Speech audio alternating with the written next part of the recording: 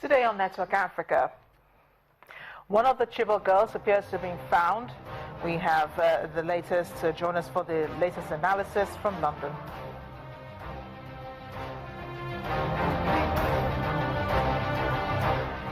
Then strike action over the increase in pump price of fuel across Nigeria.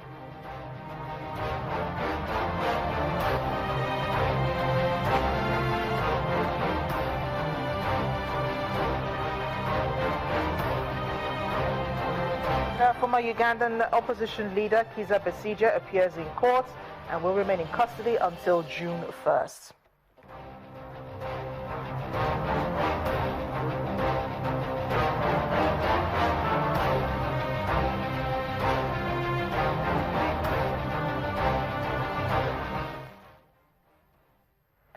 Welcome everyone. I am Amarachi Ubani. Members of the Civilian Joint Task Force operating in Damboa local government area of Borno State have rescued one of the abducted Chibok schoolgirls.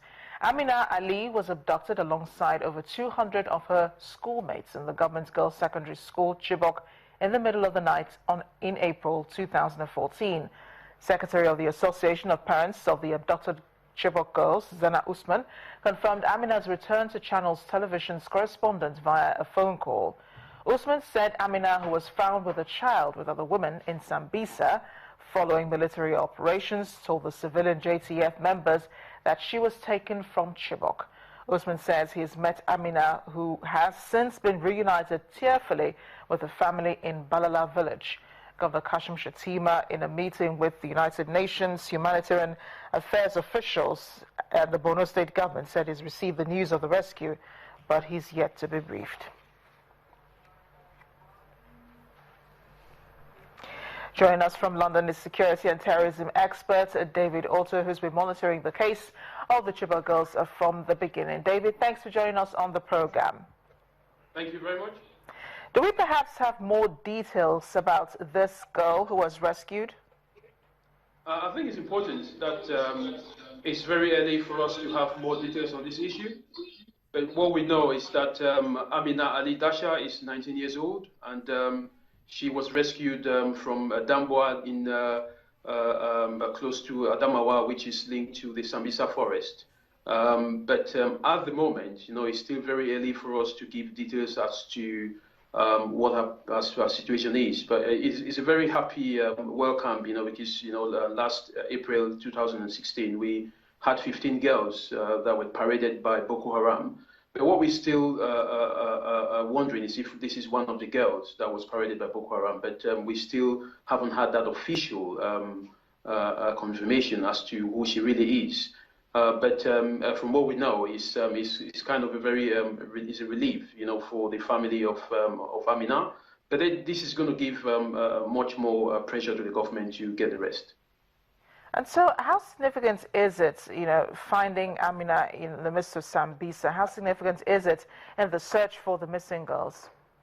This is very significant, but what we have to understand is there's a difference between finding her and then rescuing her, because in security terms, if she was found, it means, there was probably no confrontation with Boko Haram, so if she was rescued, then it means probably there was a confrontation with Boko Haram, and then, as a result of that, she was then rescued, so I think, it's very important. Maybe, the reason why she was found is because maybe the group itself wanted her to be found, so that it will give much more pressure to the government, to then, probably negotiate, to have the other girls rescued.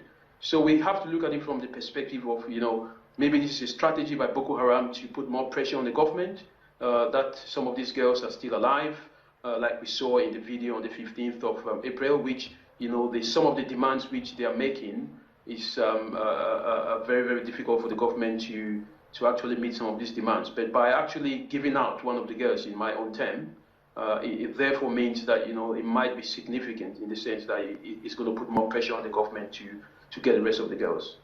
Yeah, but it also sounds counterproductive. If Boko Haram is letting one girl go, it means that one girl could possibly lead them to finding out, where the other girls are being hidden and so on. But what can authorities do now, in light of what has happened? Where should they go from here?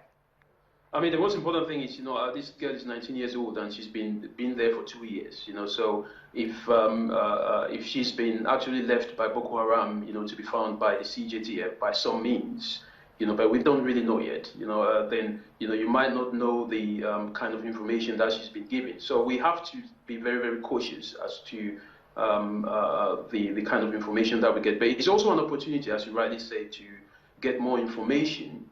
Because by finding this girl who has been with Boko Haram for 2 years, then it gives us a very good platform for us to try and trace, what has been happening for the past 2 years, where has she been, who has she been talking to, who actually kidnapped her, and where, because it then gives us the understanding that, being found around the Damboa area in Adamawa State shows that, the girls have been spread in different areas. Mm-hmm. So it gives us a very difficult position in trying to understand where actually these girls are located. So it's a plus for the government, but then also it's pressure, that the government is going to have, to try and see if they can locate, all of these girls. But as we know, it's going to be very difficult. But this is a very important step. How it is managed is very important. Very well. David, thank you for joining us on Network Africa. Thank you very much. Let's turn to another more pressing issue here in Nigeria. The Labour Congress has commenced a strike action, just as it promised, across various parts of the country. Well, here's a look at the demonstrations that took place earlier today across Nigeria since the government increased the price of petrol to 145 naira per litre.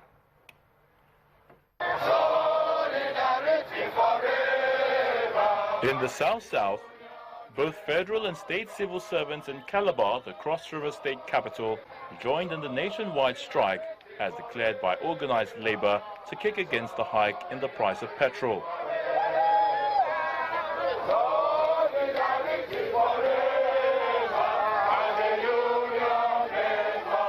Our workers can earn 18,000 and buy fuel 145 naira. All schools have remained closed. And in Edo State, labor leaders led workers in the state on a peaceful rally in solidarity to the national body. In the southwest, residents of Oshogbo, the Osun state capital, woke up to traffic gridlock at the state secretariat. Other labor leaders prevented workers from gaining entrance into their offices. We are occupying this place, that means no activities is going on. We are going to stay here until we are tired. This strike is indefinite and it's in total, and we have resolved to pursue it until the federal government listens to our voice. Elsewhere in the southwest, mixed reactions have trailed labor's industrial action. In Abeokuta, the Ogun state capital, state civil servants resumed for work early Wednesday morning at the state secretariat, while judiciary workers were locked out of the state high court and magistrate courts. While the peaceful protests continued on the streets of Ado-Ekiti, the state capital, security operatives have been deployed to ensure that things don't get out of hand. Nigeria is not in a very good state. Today, the rate at which a bag of rice is being sold compared to that, to what happened, I think, last year, is just unimaginable. In the northeast, civil servants in Borno State have also defied the NLC order and continued with their official duties. Normalcy has since returned to the Musa Usman Secretariat, recently attacked by a suicide bomber. I'm not supporting the NLC. My reason is deregulation of this petroleum. It's an idea, it's a good idea that federal government remove the subsidy. In the southeast, a trip round Owerri, the Imo state capital, shows partial compliance to the strike. However, a visit to the state secretariat along the Port Harcourt Road shows skeletal activities as junior workers all stayed back at home, leaving the senior staff to do the job. And in neighboring Anambra State, workers have also shunned the NLC directive. Government offices and private businesses all opened for the day's job. In spite of meetings held with the federal government, it appears this has failed to yield any result to stop labor. All eyes are now on the principal actors to see whether a truce will be eventually reached. Our energy correspondent, Olu Phillips, has been monitoring the situation across the country. He's monitoring actually from the onset. He joins me now in the studio. Olu, what do you make of the level of compliance across the country? Well, strike if action. you want to contrast that or compare that to what we were expecting to see that happened in 2012, I'm sorry to disappoint that nobody's really going to do that. So the compliance level, well, basically, it seemed like strike actions in this country, especially the ones called out by labor, would naturally be effective with only the public servants. It's when they do 24 hours, 48 hours, and 72 hours, and it's continuing that people can, other private sector can begin to, when they start picketing those private sector organizations, that can happen. If they go to the airport, they go to the seaport, and go to some of those critical government institutions to shut them down. Obviously, that would have a tailback on private sector. But for now, everybody's holding onto it, to his or her gun. Labor says, don't go to work. The Secretary to the Federal Government of Nigeria says, if no work, no pay. The workers are turned in between these two orders because partly they belong to labor and they also have the employer who is the federal government. So compliance, yes, I don't know. Yeah, but you know, the federal government says that, you know, they run out of options to get to this point where fuel is 145 naira per litre pump price. But was it really inevitable, this situation that we're in? Was it inevitable? We are doing the right thing, which is liberalizing or freeing the market. Howbeit, I am not convinced that the federal government didn't know that we were going to come to this point. So what I expected them should have, what I expected that should have been done before now is that when you do take actions like this, the initial shocks will be that prices of commodity, prices of everything will really go up. And what do? You begin to create those palliatives before you begin to make such decisions. Now, when the government came in and they weren't going to support the continuing of subsidy payment, the president was quoted then as saying that he doesn't believe there's anything like subsidy, and even if there's anything like subsidy, removing it wouldn't be his option. But the truth is, the reality on ground is that government can continue to fund subsidy which only subsidizes consumption, not production. If you subsidize production, then you can be talking about subsidy that cuts across. But if you're subsidizing consumption, which is what has happened, you see some of these petroleum products going to neighboring countries. Yes, this is the right thing to do, but they should have known that they were going to do this, take this decision, and should have prepared for it. For instance, if fuel or petrol sells for 500 naira a litre, I shouldn't worry or bother if I have light. I shouldn't worry or bother if I have means of commuting from one point to another. When you go to London, do you know how much they sell per litre of petrol or any other form of petroleum product? It's not your business. Just hop into the metro and go where you're going. So if they knew they were going to do this, they should have started by providing those amenities. Power has dropped to 2,700 megawatts as we speak. That is terribly inadequate for a 160 million population. So whatever monies they want to put together now to throw out as palliative, another recipe for fraud. But do you think Labour is missing the point here? Do you think people who are out on the streets are also missing the point? Labour has a very strong point, and that is that you are increasing an essential commodity like PMS from 86 naira to 145 naira. Your purchasing power has not changed. Now, so if you're on a 50,000 naira monthly and your fuel tank was 5,000 naira for a week, you're going to do double of that a week. And so Labour's position is, okay, part of it is, can you surge, or can you bring up how much people earn? Can you review the minimum wage so that people can have at least purchasing power? If you have a lot of purchasing power... But government is saying they can't pay that minimum wage, you can't go any higher. Do the masses always have to pay for inadequacies?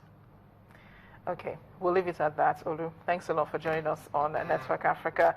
Now, when the program returns, the former Ugandan opposition leader, Kizza Besigye, appears in court.